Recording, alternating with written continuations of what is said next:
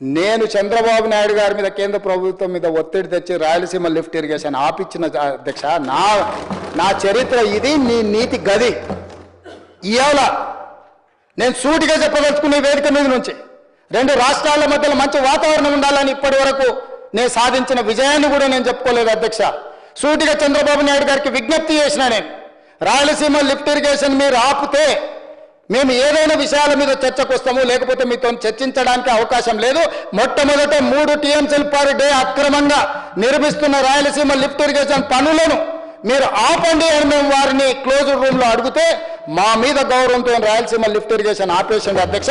మీరు ఈరోజు నిజ నిర్ధారణ కమిటీని సభ నుంచి పంపించండి.